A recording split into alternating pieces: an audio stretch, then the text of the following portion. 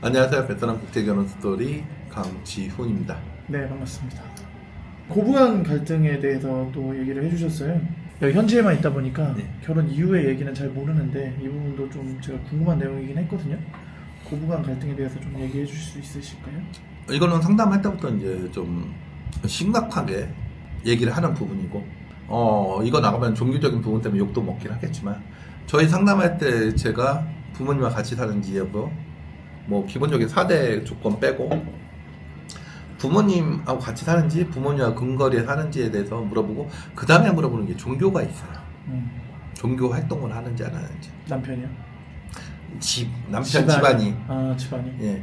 그래서 이 남성분들 중에 특정 종교를 가지고 계신 분들이 일요일날 행사를 많이 하시는 경우가 있어요. 그리고 나서 행사를 하고 같이 밥을 먹고 하는 행동, 그 종교 활동을 하시는데, 그게 나쁘다는 게 아니라 이 베트남 여성들이 이 종교를 받아들이기 좀 살아온 환경이 틀리기 때문에 종교 활동에 대해서 적응하기가 되게 힘들거든요. 그래서 저희한테 상담이 들어오면 저희가 이런 부분에 대해서 본인이 신분을 보호해 줄 수 있는지, 꼭 해야 된다면 저희는 좀 못한다고 말씀을 드리는 편이거든요. 못한다는 게 이제 중개를 못한다는 말씀을 드리는 그럼 거죠. 그런 신랑도 그냥 안 받으세요? 예. 너무 심하게 종교 활동을 하시는. 예. 아, 왜 그러면 종교는 자기가 선택을 해야 되는 부분이고, 이제 그 선택을 이 친구가 믿었던 종교면 상관이 없는데 아닌 경우가 되게, 베트남 와서 보시면 아시겠지만 뭐 거의 대부분 70~80%가 친불교계 종교에, 네, 뭐 종교, 천주교나. 그리고 개신교, 우리가 흔히 얘기하는 기독교는 1% 정도밖에 안 그죠? 되는데, 얼마 안 되죠. 예, 나머지 그 1%의 친구 찾기도 힘들고, 신랑들이 단지 종교만 믿는 신부를 찾는 게 아니라, 아시겠지만 일단은 외모도 돼야 되고, 예, 그런 것도 있잖아요. 그렇죠. 그런 조건에 뭐 이제 종교까지 맞춰주기 힘들어요. 그런데 실질적으로 단순히 신랑을 데리고 와서 저희가 돈을 벌고 일을 하기 위해서는 그냥 데리고 오면 돼요. 솔직히 말씀드려도.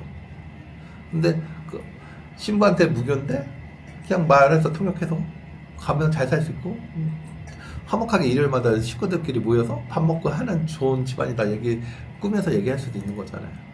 그러면 그렇게 하면 안 되잖아요. 그렇죠. 눈에 보이잖아요. 근데 반대로 또 지금은 이제 신랑이 약간 종교 활동을 좀 과하게 하는 경우를 네. 말씀하셨는데, 반대로 신부가 그냥 한국에 가기 위해서 예. 자기는 그럴 마음이 없는데 예. 전 할 수 있어요라고 그냥 거짓말을 하는 경우도 있잖아요. 그렇죠. 아무래도 한국 가려고 하는 목적이 크니까 당연히 그렇게 할 수 있는 신부들도 있죠. 그런데 그렇게 해서 가면 결과적으로 결과는 뻔히 보이는 거잖아요.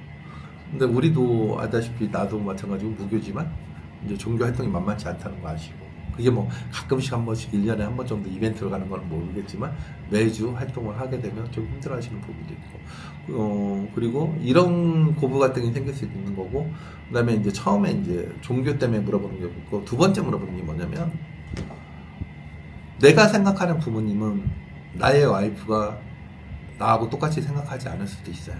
아, 그렇죠.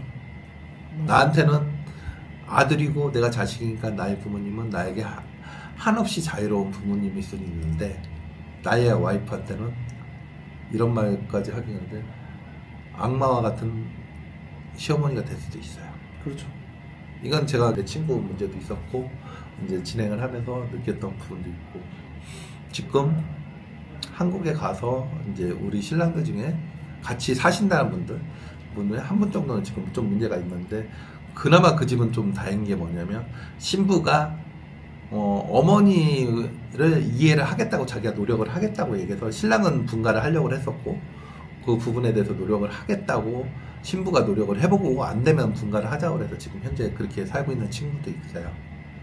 이런 고부 갈등은 가기 전에 본인도 생각을 해보셔야 돼요. 그리고 내가 어머니하고 같이 살았는데, 어머니나 아버님하고 같이 살았는데 혹시라도 문제가 발생하면 어떻게 대처할 거에 대한 시나리오도 짜보셔야 돼요. 그걸 안 짜놓으시고 나중에 가서 내 부모님이 내 와이프에 대해서 나쁜 얘기만 하면, 나쁠 수도 있겠지만 안 나쁜 상황에서 오해를 해서 이제 살아온 환경이 틀리다 보니까 뭐 잠을 많이 잔다, 먹는 거, 음식도 많이 남긴다, 그런 게 어른들 입장에서 볼 때 되게 안 좋게 보일 수도 있거든요. 그럼 그런 얘기를 하다 보면 남편이, 신부가 어떻게 됐든 한국에서 믿을 수 있는 사람은 남편인데 자기 편을 안 두고 부모님 편을 들어주면 서운하게 되면 이제 그때부터 신뢰의 금이 가기 시작하는 거거든요. 그랬을 때 이제 신랑이 신부를 어떻게 감싸 안고 어떻게 보호를 해줄 건가에 대해서 생각도 해보셔야 돼요. 이 고부 갈등은 생각을 안 하시고 접근하시는 분들도 가끔씩 있어요. 이런 부분에 감당을 못 하실 것 같아서도 포기하시는 분들도 있고. 근데 제가 대면 상담을 하게 되면 꼭 말씀드리는 게 같이 사신다는 분한테는 꼭 문제가 생기면 너는 어떠한 대안을 세울 건가 그거에 대해서 꼭 짚고 꼭 그 얘기에 대해서 꼭 한번 생각해 보시고 나서 계약을 하자고 얘기해. 맞선 여행을 해도 저희 업체하고 진행을 하실 거면 그 부분에 대해서 좀 생각 좀 해달라고 말씀을 하셔요. 그래야지 이제 결혼 생활이 나중에 와서 좀 해피할 수 있는 부분이 있기 때문에 네, 그렇습니다.